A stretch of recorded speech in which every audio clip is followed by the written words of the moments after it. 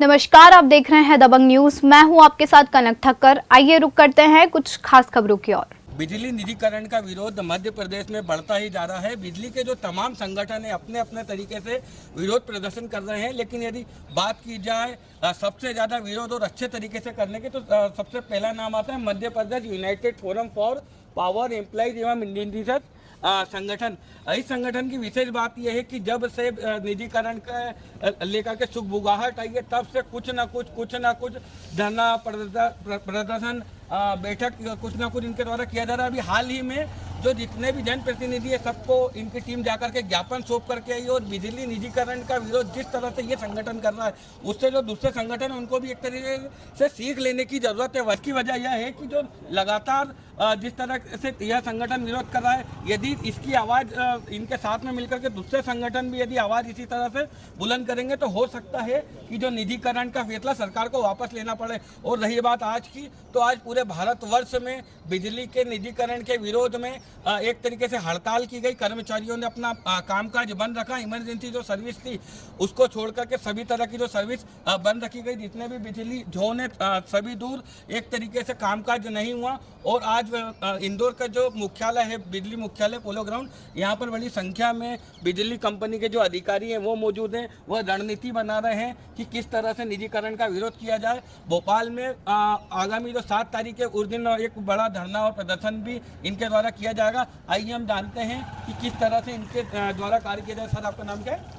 व्यास। व्यास जी, क्या कहेंगे आज ये जिस तरीके से निजीकरण निजीकरण हो रहा है बिजली कंपनी का, तो क्या इसके नुकसान है और आपकी रणनीति अभी कहाँ तक पहुंची और आप क्या विरोध करेंगे?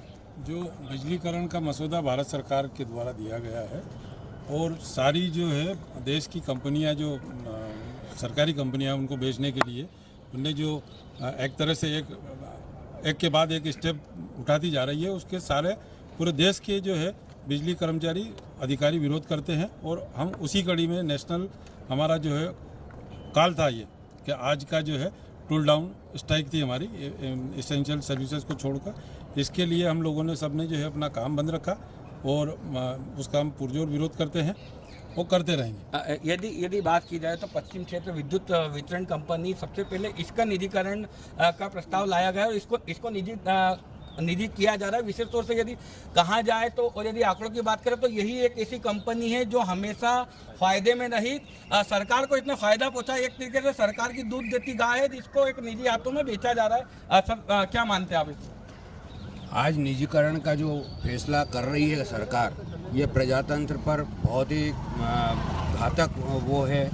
ना तो संसद में पास कराया गया है और ना ही कोई इस पर बहस की गई है। सब मनमानी की जा रही है और इसीलिए हम इसका पुरजोर विरोध कर रहे हैं। और यदि समय आया तो हम किसी भी लेवल तक इसका विरोध करने को तैयार हैं। मतलब पूरी तरीके से एड़ी चोटी का जोड़ लगा करके निजीकरण को रोकेंगे आप? जी हाँ, बिल्कुल। हमारे साथ और भी लोग मौजूद हैं। प्रदीप द्विवेदी जी, अभी आप इंदौर के जितने भी जनप्रतिनिधि है, कांग्रेस को हो, बीजेपी की हो, सब दूर आपके द्वारा गुहार लगाई गई। एक तरीके से हमेशा आपकी तरफ से प्रयास किया जा रहा है। जी, मेरे द्वारा जो है निरंतर प्रयास किया गया है और हमारे पूरे प्रदेश में प्रत्येक जनप्रतिनिधि के पास करीब करीब यूनाइटेड फोरम का जो है वो ज्ञापन के माध्यम से उनको जानकारी दी गई है कि ये निजीकरण जो है वो पूंजीपतियों के उद्धारक और युवा वर्ग जो है वो आज बेरोजगारी की जो सबसे बड़ी मार झेल रहा है उसके लिए संहारक का काम करेगी। अच्छा, एक तरीके से यदि कहा जाए तो सीधे जो सरकारी कंपनी है उसका उद्देश्य होता है नो प्रॉफिट नो लॉस पर काम करना, लेकिन जो निजी कंपनियां हैं वो सीधे प्रॉफिट कमाने के लिए आती है। उनका सीधे उद्देश्य देगा केवल पैसा कमाना और वो पैसा सीधी सी बात है जनता से कमाएंगी। मानते हैं अभी? आपका कहना बिल्कुल सही है। हम भी यही संदेश जनता तक पहुंचा रहे हैं। हमने जो जनप्रतिनिधियों को जो ज्ञापन दिया है उसमें हर चीज़ हमने खुलासा करी है कि आम जनता का क्या घाटा होना है उसमें और हम लोगों का क्या घाटा होना। कर्मचारी जो आज आपकी सेवा कर रहे हैं उन लोगों के बीच में जो ये चीज़ आ रही है, हम बार बार उनको बता रहे हैं, सरकार को भी बता रहे हैं। हम हमेशा आपने जैसा बताई है कि यूनाइटेड फोरम के माध्यम से हम धरना प्रदर्शन करते आ रहे हैं, ज्ञापन देते आ रहे हैं, सरकार को बार बार चेतावनी दे रहे हैं, उसके बावजूद भी सरकार जो है अपनी मांगों पे यदि अडिग रही तो हमको जिस स्तर पे जाना होगा, हम परिवार सहित भी यदि हमें सड़क पे आना होगा तो हम तैयार हैं। बिजली ऑफिस में जितने भी संगठन हैं सभी संगठनों से बातचीत होती है, लेकिन जिस तरह से आपका जो संगठन जो काम कर रहा है, आपको नहीं लगता है कि एकजुटता का अभी समय, सभी को एक बैनर के नीचे आकर के लड़ना होगा, तभी आपकी लड़ाई सफल हो सकती है? बिल्कुल मनीष जी, आपका कहना बिल्कुल हम मान रहे हैं, और हमने अभी वो बात, हमारा मुद्दा इस बात में उठा भी था कि अन्य संगठन जो अपने आप को न मालूम क्यों किस कारण से अलग मान रहे हैं, हम चाह रहे हैं कि वो भी एक निजीकरण वाला मुद्दा है, जिससे कि सबकी रोजी रोटी का सवाल है। आज यदि सरकार ये कंपनी नहीं रही या इस कंपनी का यदि निजीकरण हो गया तो आपका और हमारा क्या होगा, ये सबको सोचना चाहिए। सही है, निजीकरण ऐसा तो है नहीं कि केवल आपके फोरम संगठन का होगा, उनका संगठन बच जाएगा। बिल्कुल बिल्कुल, सभी को इसमें आना चाहिए और सभी को अपना मतलब घमंड छोड़ के, जो वो लोग अहम पाले हुआ अहम छोड़ के सबको एक बैनर तले आना चाहिए। ये बात हम बोल चुके हैं। मतलब कुल मिलाकर के आज आपसी लड़ाई भूल करके, जो भी आपसी मतभेद भूल करके सबसे पहले निजीकरण का विरोध करना चाहिए। मनीष जी, मैं इसमें एक चीज और बोलना चाहूंगा कि वो संगठन भी अपनी तरह से निजीकरण का विरोध कर रहा है। अच्छा। और हम चाहते हैं कि सब एक हो गए, वो भी इस चीज को आज शामिल थे। सभी कर रहे हैं अपने अपने तरीके से, लेकिन जो यदि पूरी ताकत यदि बिखरी हुई और यदि एक मुट्ठी बना करके आप लोग आएंगे तो उसका जल्दी असर होगा। मनीष जी, समय है और आएंगे सब एक होंगे, क्योंकि सबकी बात है और सब इस मुद्दे पर एक होकर, और इस संगठन इसको जो गवर्नमेंट के साथ लड़ाई है उसको हम लड़ेंगे, बिल्कुल लड़ेंगे इस बाबत।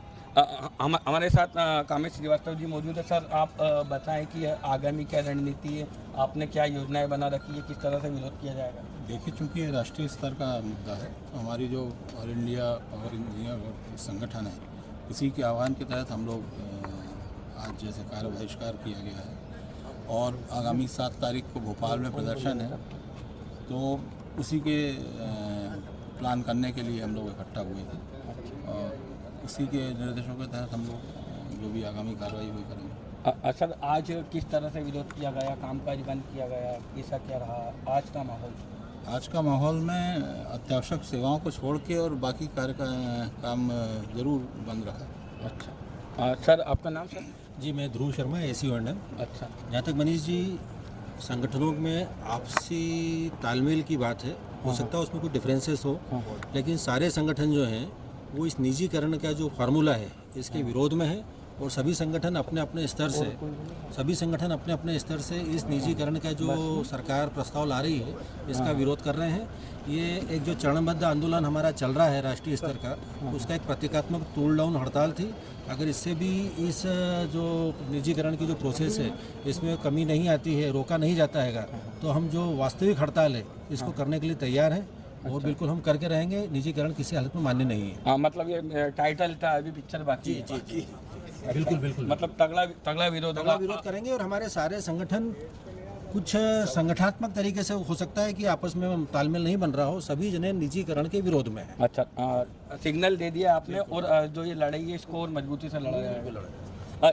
यदि बात करें सर किसानों की, तो किसान दिल्ली में बैठे हुए, लेकिन अभी जो अधिकारी है सभी से जो जानकारी मिली उसके अनुसार जो निजीकरण होता है तो किसानों को भी इसका सबसे ज़्यादा नुकसान होगा। कहा ये जा रहा है अभी किसानों को होती नहीं कि निजीकरण होने वाला, निजीकरण होने के बाद में उन्हें पता लगा कि क्या क्या नुकसान होंगे। मनीष जी, मैं आपको एक चीज़ बहुत प्रिसाइजली बताना चाहूँगा कि मध्य प्रदेश में हम करीब 92.5% मतलब 93% के लगभग सब्सिडी किसानों को देते हैं।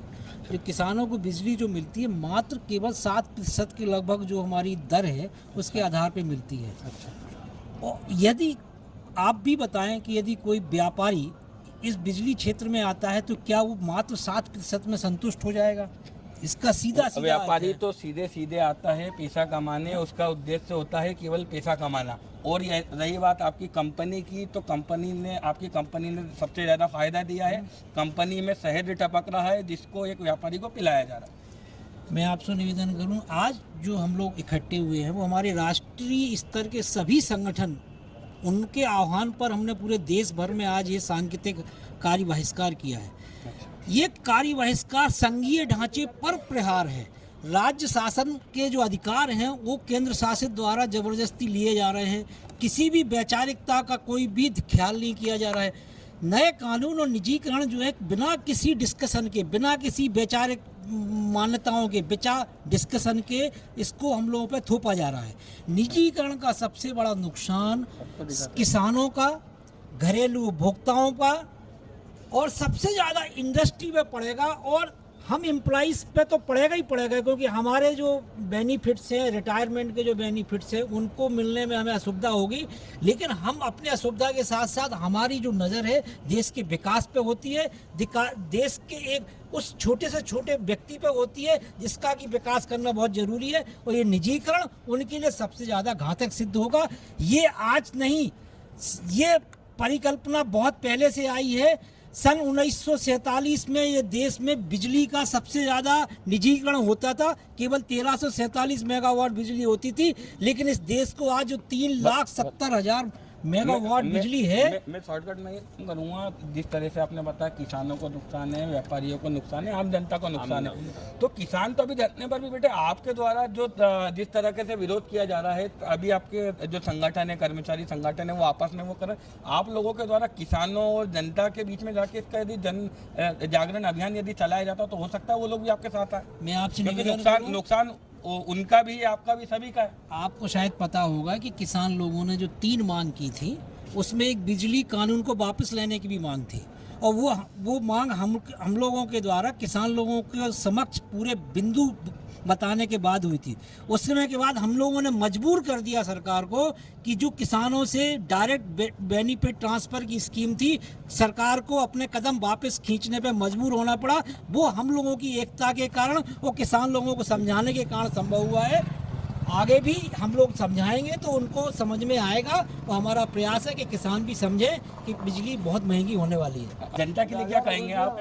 जनता को क्या नुकसान होगा? जनता को प्राइवेट कंपनी आएंगी वो तो अपना कमाई करने के लिए आएंगी, और जो अभी सरकारी सेक्टर है वो नो प्रॉफिट नो लॉस में काम करता है, और उपभोक्ता की सुनवाई होती है।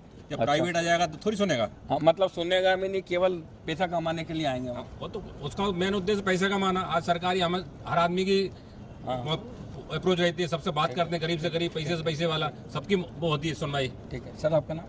अखिलेश मंडल। मंडलो जी, क्या कहेंगे आपके द्वारा आगामी क्या रणनीति बनाएंगी, कैसे क्या करेंगे? 7 फरवरी को जो आप करने वाले, क्या रहेगा उसमें? हम इसको चरणबद्ध तरीके से इस कार्यक्रम को कर रहे हैं। आज हमारे नेशनल लेवल के कॉल पे हम लोगों ने कार्य बहिष्कार किया है। सभी जनप्रतिनिधियों को हमने ज्ञापन सौंपे हैं, और इसके अलावा हम जनता में भी अब जा रहे हैं। हमारी बात धीरे धीरे जनता को भी समझ में आ रही है, और ये प्राइवेटाइजेशन का मुद्दा है, ये आम आदमी से जुड़ा हुआ मुद्दा है, क्योंकि बिजली भी एक आम आदमी की ज़रूरत है।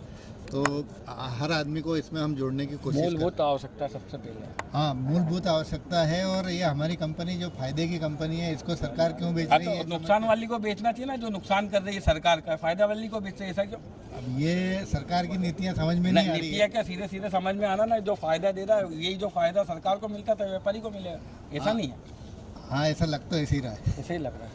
तो ये थे हमारे साथ में मध्य Pradesh united forum for employees एवं इंजीनियर्स एसोसिएशन की तमाम टीम जो जिस तरह से निजीकरण का विरोध कर रही है, वह काबिल तारीफ है। सर, आपका नाम क्या? गजेंद्र कुमार। क्या कहेंगे सर आप, किस तरह से जो ये संगठन है, अभी हाल ही में देखने में आया कि कुछ ना कुछ तरीके से आपके द्वारा विरोध किया जा रहा है?